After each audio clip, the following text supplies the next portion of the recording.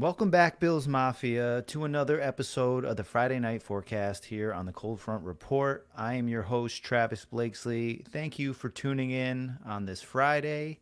As always, joined by my co host, Cody. Going to do things a little different this week. It's been a roller coaster, that's for sure. Obviously, everybody is aware. Whether you're a Bills fan, football fan, or just with a pulse. Everyone knows what's going on. So obviously, a lot of updates on Damar. We'll get into them later, but or we'll get into them as we go on. But how you doing, Cody?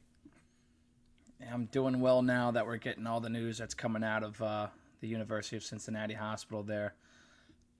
Probably the most emotional up and down roller coaster of fandom week that we've probably ever been through.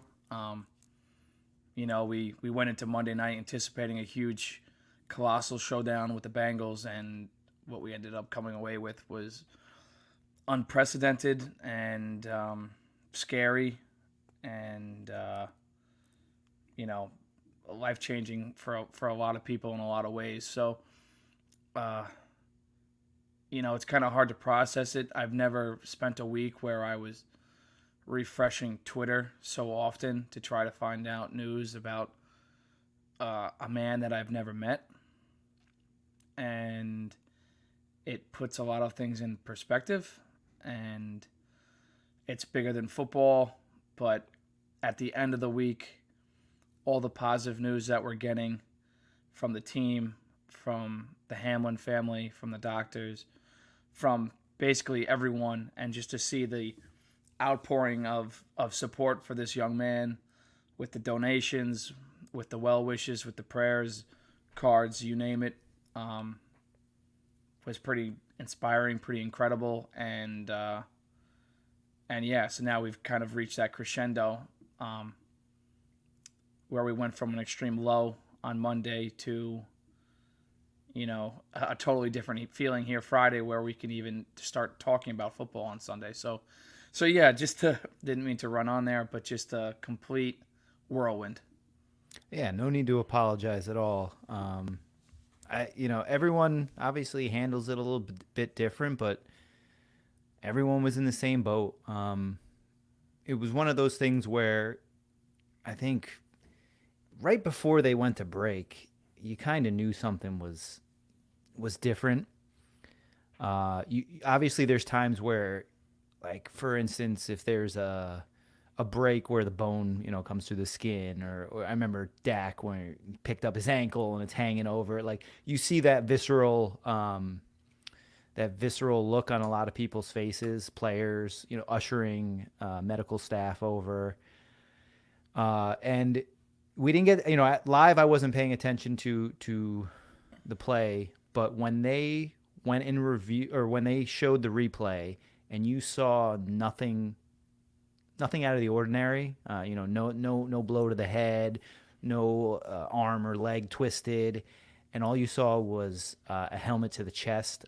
I don't know about you, but the worst. I mean, basically, what ensued was running through my mind. And then, as things unfold and the players are surrounding the ambulance and taking a long time to get them in there, and your heart and your brain just kind of goes to the worst places. And like you said, it wasn't about football. I mean, look at us, we do a show about the Bills, and I know I can speak for myself, but I'm sure I can speak for everyone else. No one really cared about the game, or the outcome, whether it was a win or a loss, a tie, or a no contest. It really didn't matter. And then as it went on and on, you're just getting this live reaction from people watching it. I didn't go on Twitter during the whole thing. I was just kind of glued, well, pacing, but glued to the TV. And when you just see players sobbing, and you're waiting for Damar to be loaded into the ambulance, but minutes go by. I mean, it's pretty scary stuff. And then, I mean, as someone who's administered CPR, I've taught classes. when they start to cut away clothing, and it becomes real. And that's the last thing I'm sure these players ever expected to see on the field. And like everyone says, that's their brother. I mean, it's just your heart goes out to them, and unfortunately, you're just waiting for the other shoe to drop. But as we mentioned, and everyone knows, you get him there. He has a pulse, and then after day by day, you're making improvements. It was awesome to see the community of Buffalo and just America in general. I mean, honestly, I don't remember, and it's different because we have social media, but I can't remember a time where I felt so unified as a nation since 9/11. And it's sad that it takes tragedy to bring people together. I think that's the one thing everyone, like, obviously, it's a blessing and it's a miracle that it unfolded the way it did. But I think people just need to realize, that the good that's come to it. I mean, you got who was it, Dan Orlovsky praying on air. I mean, in Yeah. such a secular world, it was just amazing to see. And I truly believe that played a huge role in it. And hats off to his family for being so strong throughout the whole ordeal and incident. Um, and they knew he was going to pull through, and here we are. It's just it is a blessing. Yeah. Yeah, and and like you said, you're certified CPR. I am as well. It costs basically nothing to do it. A lot of companies are able to do it, so um, I would encourage anybody to, you know, take some classes in life saving action. It's you never know when you're gonna need it, and it could be a family member, a friend, or a stranger on the street. But you see what it can do to people and to families and to lives. It saves them. So yeah, heads up to Danny Kellington, the medical staff for both the Bills and the Bengals, and just pretty much everybody involved, from McDermott to Brandon Bean never leaving the hospital, Diggs, Dawkins, these guys. If this team wasn't together before, holy shit, it's it's certainly together now, and I think I can probably say the same thing about Bills Mafia, um, Bills backers around the world. I think it's a galvanizing moment for all of us. As you said, unfortunately, it takes tragedy for sometimes these things to happen, but here we are, and the best possible outcome is looking more and more like like what's actually going to be the outcome. So yeah, just I don't want to take too much time talking about this, but just shout out to Damar Hamlin, and best wishes and best of health going forward, and we'll see you soon.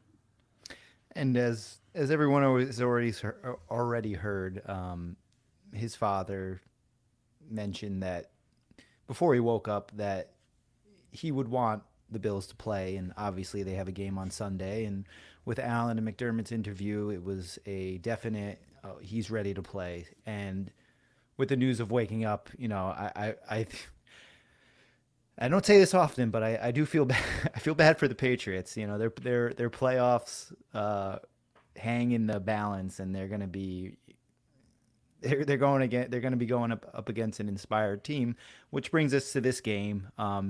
We don't need to break it down too much, but we know who the Patriots are. We've gone into details as far as matchup wise and all that. But it looks like the Bills are healthy going into this week, right? No one notable. I mean, obviously before the game, and we weren't able to touch on it, but it looks like Poyer has a lateral meniscus tear in the knee, so that explains the playing but not practicing. Dog. And then yeah, dog, exactly. It's unbelievable. I mean, that guy. Yeah. If they can find a way to get money and pay him, there's no You one know, else you, deserves it more. how often do you see guys in contract years are gonna just sit out for a tweaked ankle, Right. a small injury, He and could have this been on guy, IR a long time ago. Absolutely. And this guy is just gutting it out, game in, game out, practice. I mean, it's amazing. The guy is definitely a big part of this team, and hopefully, age, health might be against him, but hopefully, the Bills do find a way to bring this man back because he is a big part of what they do, and obviously has a huge heart to go with his immense talent that's on the field. So, um, the only other one I would say was Taron Johnson. We spoke briefly. Right. Lost in all of what happened in that game, which was going a mile a minute until that happened, was the Taron Johnson concussion. But seemingly he's already, come out of concussion protocol and had a full practice today and is good to go. So that's encouraging. Right, because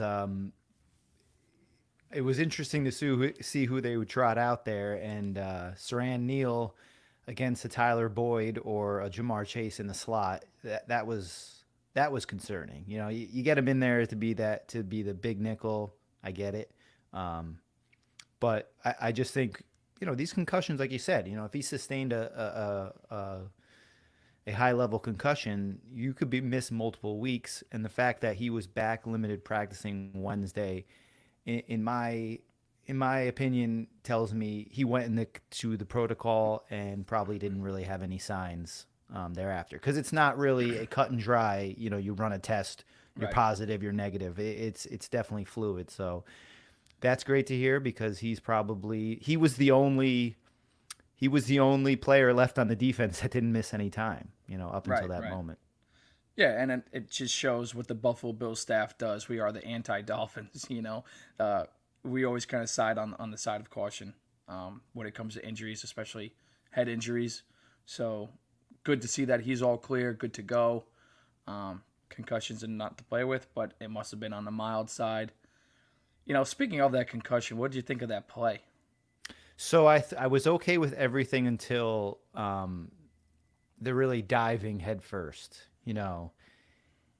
Listen, when you pancake a dude and they turn their back to you, you're supposed to drive them into the ground. But Yeah. that being said, do you need to launch your? I mean, when you talk about targeting with your helmet, right, lowering your crown, does it matter if he has the ball or not? Or I mean, the guy's laying on the ground, so Yeah. I'm all for burying guys, but there was definitely and I think it has everything to do with the moment. I mean, it's the beginning of the game. Everyone's juiced up. It's the biggest game of the year for both teams. So, at the end of the day, I do think it crossed the line. Now, is it Ndamukong Suh stomping someone's head? Is it, is it, no, are we No. swinging helmets? But yeah, I mean, it definitely was unnecessary.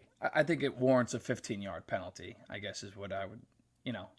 It I don't think guys rarely outside of kind of what you just touched on, Ndamukong Suh was a little bit of a different player in his early years. But I think most of the time guys are just trying to play physical. And you saw the Bengals come out. They definitely were juiced up. Right. They were going to play physical. They were going to play to the whistle. And I probably Hayden Hurst more than anybody because you saw even with that catch, this guy was going ape shit. So but yeah, didn't love the play. As you said, the hit, drive him into the ground, great. It seemed, and everything's worse in slow mo. Um, you pair that with the Hendrickson kind of Yeah, I think barrel that was roll. more egregious, honestly, because Yeah. there was no gravity was not taking him into Josh Allen's ankle. No, Let's and I just heard keep. people or I saw people on Twitter probably commenting, well, he's got a broken wrist, so he didn't want to put weight on it. I mean, you see on that play, he kind of comes, he's at 12 He looked like a o'clock, and then, 5-year-old. yeah, and then whoop, just kind of show. Yeah. Yeah, didn't like that play either. I'm sure it's being discussed. I guess nothing came of it, but, that's neither here nor there. I'm not going to cry about a couple plays. Didn't like it. Obviously it hurt Josh a little bit, but I think that was definitely their modus operandi coming into that was to play physical, play hard, and get in the mouth of the Bills. So, you know, well, we'll never know. Maybe we will. Well, yeah, I have a strong feeling that we'll find out later on, but who knows? The whole dynamic they're still going to play. If they meet each other in the playoffs, it's still going to be a highly physical game, but it's Right. going to be a little extra as far as gamesmanship. I would hope. Yeah.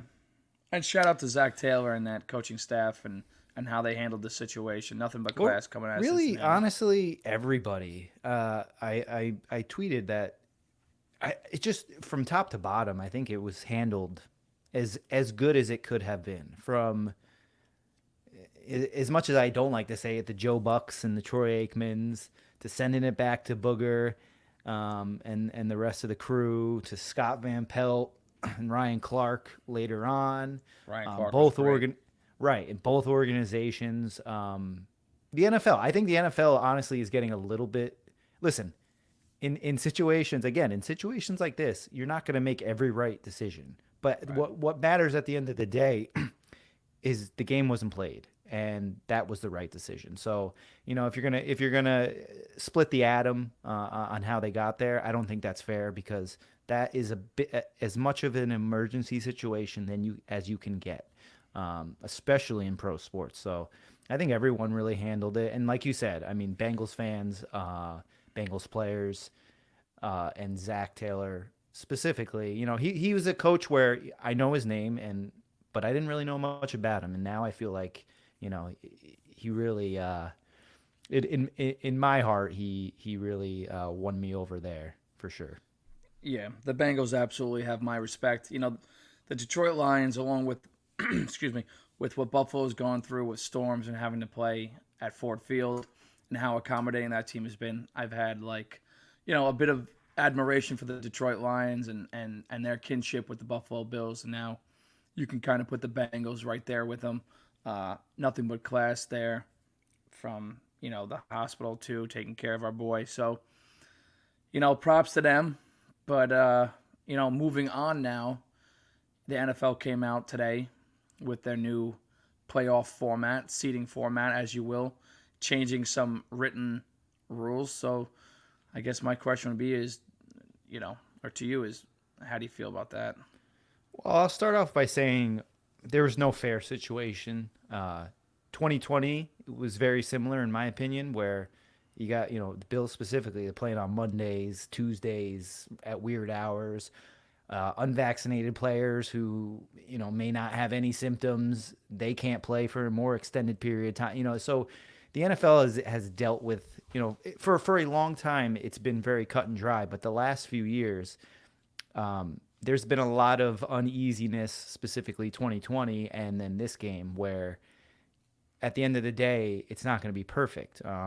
If Damar Hamlin doesn't go into cardiac arrest on the field and that game is finished, there you go. I mean, it's in a box, you put a bow on it. But as far as what they did, could they have done something a little different? I mean, me personally, if they gave the Bills a loss for a forfeit, I would have been fine with it. If they went with a tie, same thing. I think the no contest adds an extra layer of just it just makes it harder to work around, especially when you're dealing with a team in Kansas City who has lost to both these guys, and inevitably one of them is going to kind of get the short end of the stick. So, if and correct me if I'm wrong, the way it works out is if the Bills win and Kansas City loses, the Buffalo is awarded the number one seed. Now, my question to you is, does that neutral site still in effect if Buffalo No, is the number one seed? no, no. So it's only if Kansas City gets the one seed and if they end up Actually, playing one of the two. I think I have to. I think I'm wrong. I think I'm wrong. I think now that Well, you bring it the up, problem I was, I mean, it was a Word document, one full page, and they kind of jumped all the way forward to assuming one of these three teams are going to make it, or two of the three are going to make it and play each other. And I was more concerned about, okay, so how do we get to the first seed, and then how do we kind of figure out the scenarios? okay. So I just brought it up in front of me here. So I'll just read through it. A couple bulletins real quick.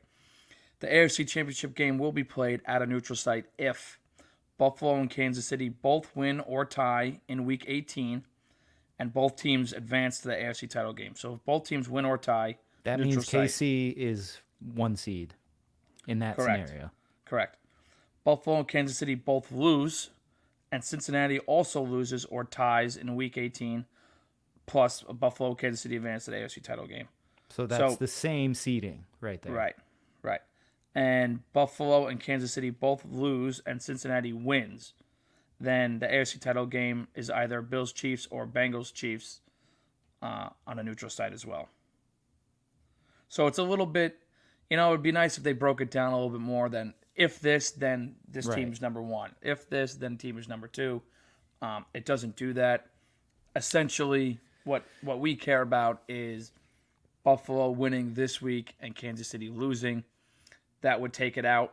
It'd take pretty much all the uncertainty out of all this and just make it so the Bills are number one, bye week, home field advantage all the way through.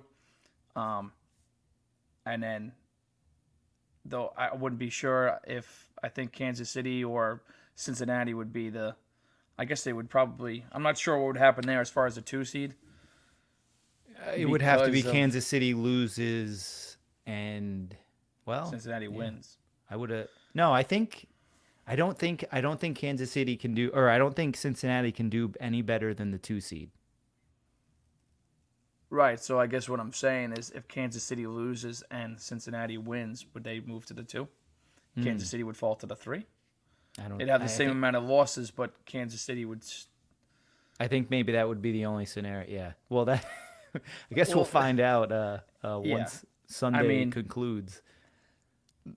Like The we way said, the way I read it was, it's business as usual unless those 3 or 4 scenarios that you brought up happen. So as far as the neutral field, which are they going to split the revenue teams, like, because they make they're counting that goes into their budget with ticket sales and all that. Are they going to, as a season ticket, or you used to be a season ticket owner yourself, you get first dibs at those. What do they do? Do they half it? Do they, it's going to be interesting.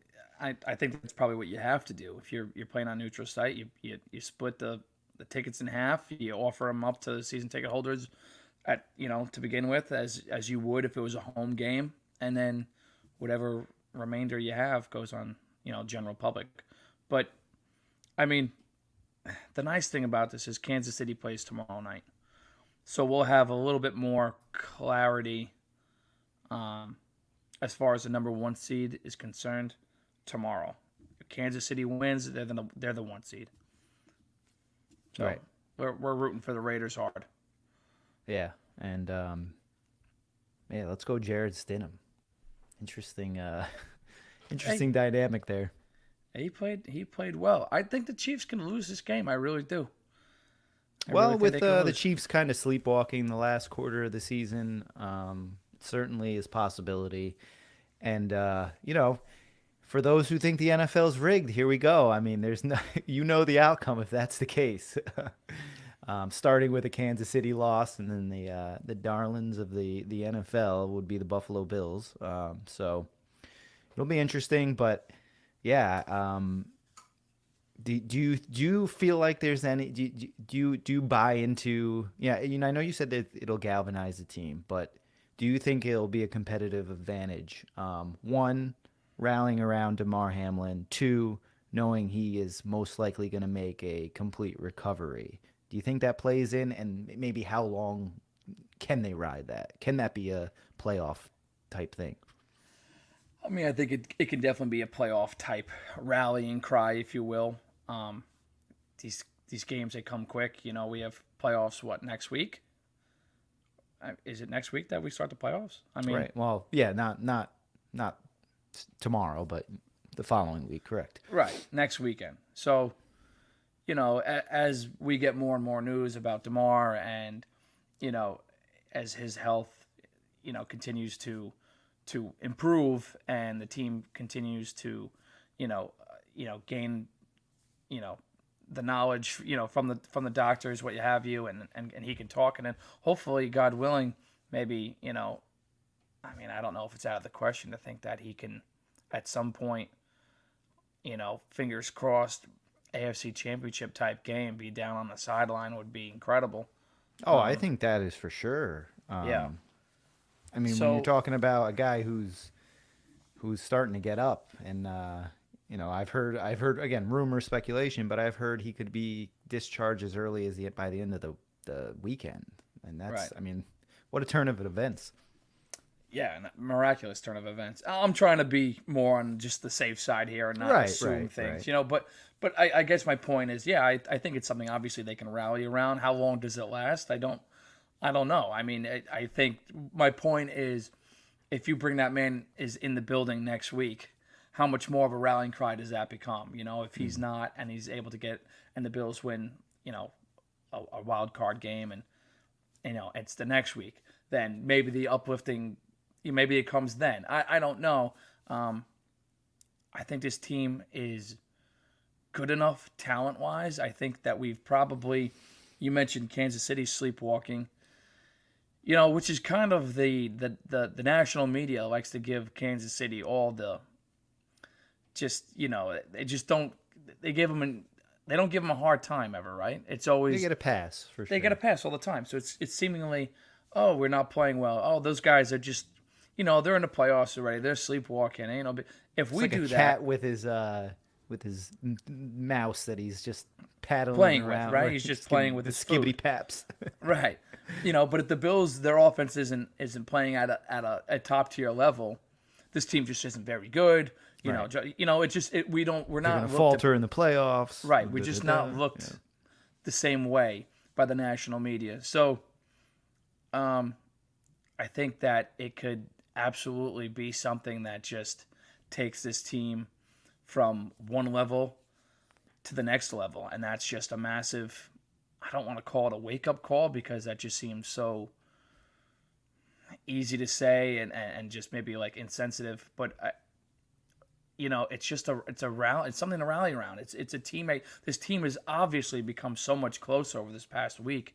I mean, the emotion that you see on these guys' faces and the hugs and the cries and the press conferences with Josh Allen and you know just talking about like hugging your teammates and just kind of breaking down some of those barriers of football stereotypes and stereotypes of men in general of the inability to show emotion. Um, and I think that can only help this team going forward. Now, when they play New England on Sunday, I can't imagine what Highmark Stadium is going to be like. I wish I could be there. Um, if you have tickets, I'm very You, jealous. The emotion that's going to be in I know that you're gonna is going hate to to be. hear this, but you totally could have been there. Yeah, well, I have second Christmas this weekend, so Okay. it would have been tough for me to get out of it anyway. All Um, right. because in reality, I'm sure I could buy a ticket somewhere, and But anyway, that now it's starting to creep into my head. Um,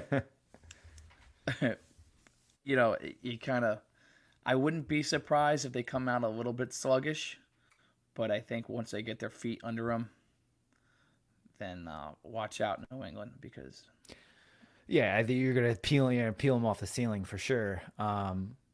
Now, and this is all speculative, but the Bills, when they've lost this year, when they struggled, it's really been their own fault, right? They've gotten in their own way. They've tripped over their own feet. They've shot themselves in their own foot. Um, so maybe something like this can because a lot of times you hear people talk about it. It's a lack of execution, which starts with focus and all that kind of stuff. So you know, hopefully they can use that to because it's not going to make you any better, right? The Bills are right, who they are. Luckily, they're regarded as one of the most talented teams in the league. They got a guy under center who has shown the propensity to show up in big moments, and he can make all the throws, and he's got all the highlight reels. So, maybe it can bring the team back down to earth and really um, hone in. Um, yeah, and when you have everyone knows when you're doing something for a cause, special things happen, and whether that is whether it is just focusing, or there is some divine intervention, or what have you. I mean, it'll be interesting to see, but I guarantee you, nobody is going to want to be playing the Buffalo Bills next week and the weeks followed. I think that's for sure. Many people's sentiments. Yeah, and I think that you've seen probably half of the nation become Buffalo Bills fans over this last week, right? Mm-hmm. And just having that backing, people want this team to win, and I think that they can probably feel some of that momentum. I hope they do. I hope it's something that we can, ride into the playoffs and just play up to our ability, which is I think what you're kind of hitting on is the team has the ability to do great things. They have all the talent in the world, but sometimes you need a little bit of a spark to try to reignite something that I don't want to say was lost when you come off of a 6-game winning streak, but maybe just to get what you had back in week 1, week 2, week 4. I think it was against the Steelers or whenever we played them. When the team just looked like a locomotive that can't stop. It just, I think we might be able to get that team back.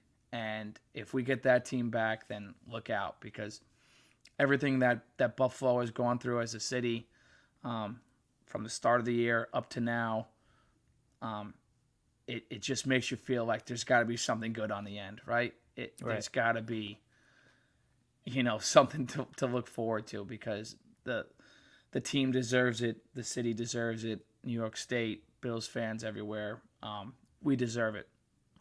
So There's two things I wanted to ask. So after we saw what happened and we went to bed and woke up Tuesday morning, I I felt like a lot of players, whether they were on the field or watching, from other organizations, they probably had a long reflection period, maybe talking with their family, because I'm sure this shook them up. I wouldn't have been surprised if you saw a couple more retirements, because obviously something like this is in the back of your mind way back. Like anything can happen. You can fall out of bed getting up out of bed in the morning.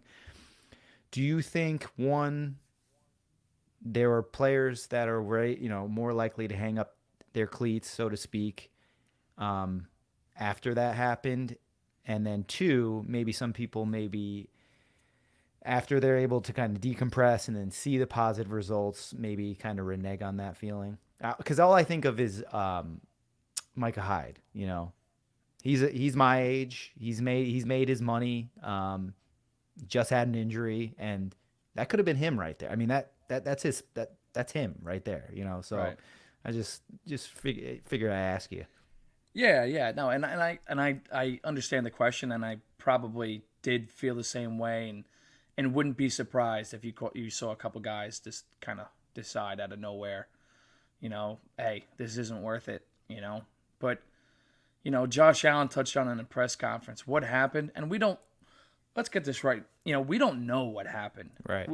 People like to guess and play doctor, especially on social media, Twitter especially, and we just don't have all the answers right now. So, there's that. We may never get the Yeah, answer. we might never know. It's in a lot of ways it's not our business. It's become. We watch it on TV and we think it's our business, but this is a personal health thing that's being played out in front of world media. So we may never know. A lot of people, have you heard the I think it's Comodio? Yeah. I don't know. Honestly, it's like that was my first thought, because growing up playing baseball, I remember when they started putting AEDs on the field, Right. because you've heard of stuff like that. So, Yeah. It's definitely very real. I'm sure it's not very likely, but in this situation, I mean, that is probably the most obvious thing. But the doctor straight up said, "Listen, we don't know," and Right. they know far more than us. Right. It could have been an underlying issue. We don't Right. know. And so I don't really want to even, play guess what the diagnosis is when it's really not my place, and I don't know anything. My wife is a cardiac nurse, so I've been asking her questions all week. What do you think about this? What do you think about that? This guy is showing signs of this. What does that mean?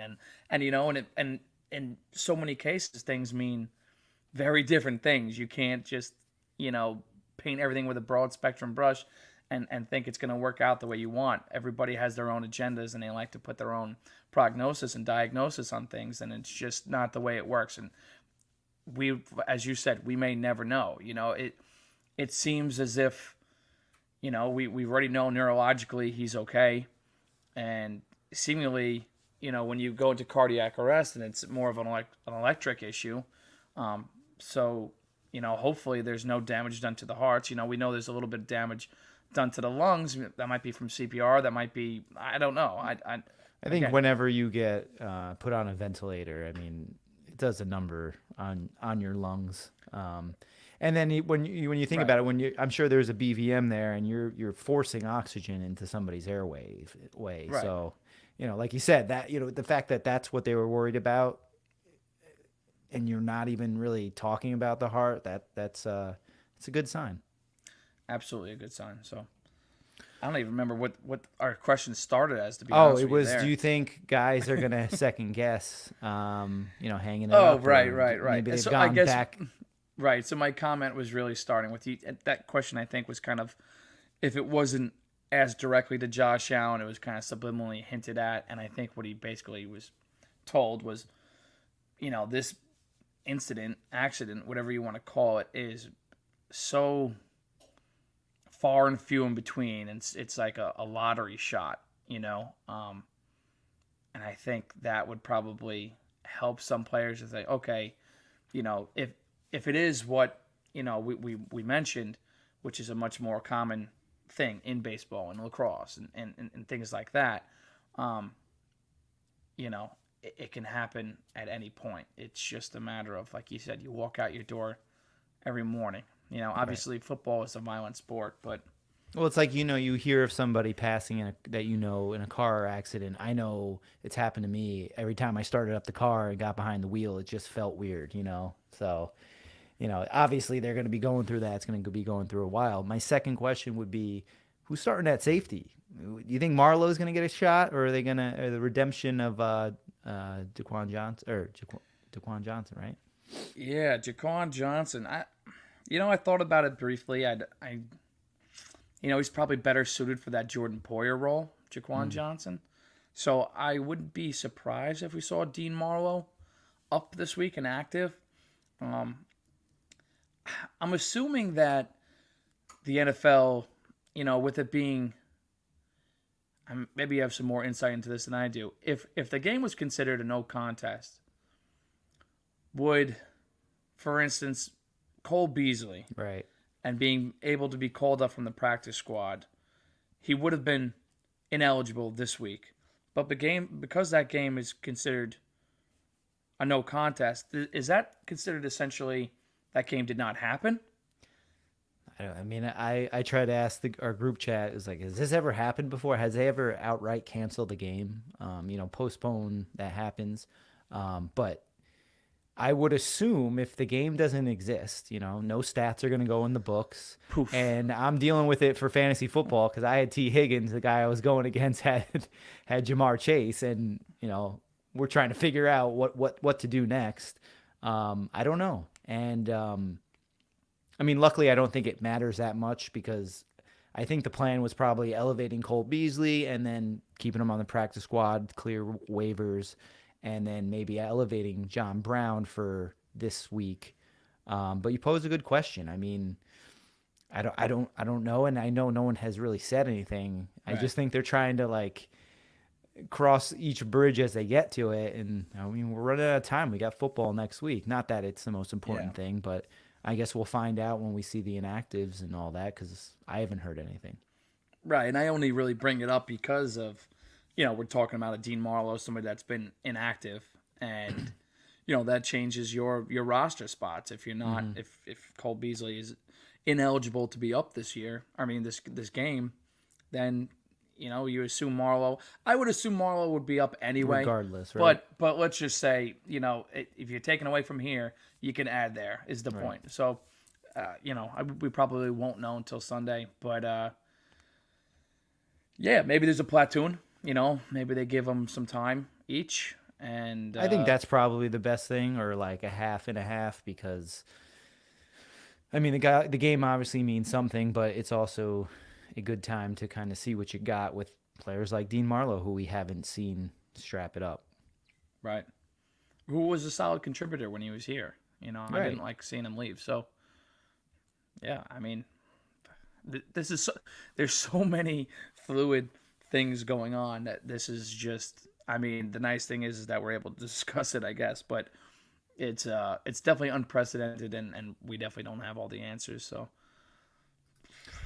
Doug asked, "Can Saran Neal play safety?" I know he can play safety because he's I can't remember what year it was, but he was floating around there and then nickel corner. So I think he's a guy that can. I think he's your break glass in case of emergency, similar to what we've seen from Cam Lewis, which was interesting too because that's who I expected to take that nickel role.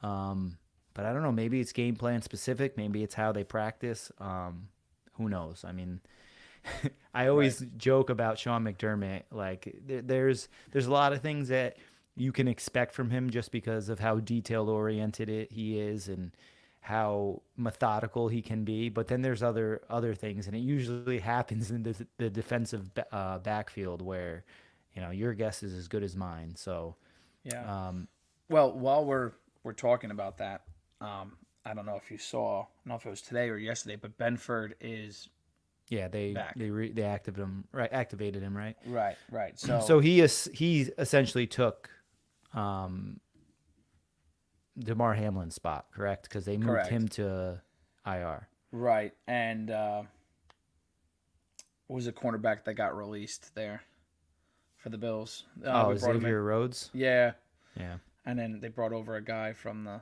Jets practice squad. The name's I don't have it in front of he me. was an Alabama safety. I do remember that. Well, if he's an Alabama safety, maybe Well, he'll yeah, be back there. who knows? Yeah. But yeah, I mean, it was a good show. I think we pretty much touched on everything. Um, Looking forward to the following week where we can kind of get back to the regular schedule, and the playoffs are here, and it'll be an interesting ride. So, anything left you got to say before we get out of here? No, no, not. Uh, just happy to be able to be smiling and talking Bills football again. Um, because a couple days ago I frankly did not care, and Right. today we can say that we're looking forward to a game on Sunday, and yeah, that's pretty much it. Go Bills. Yeah. God bless Damar Hamlin and God bless the Buffalo Bills. We'll see you guys next week.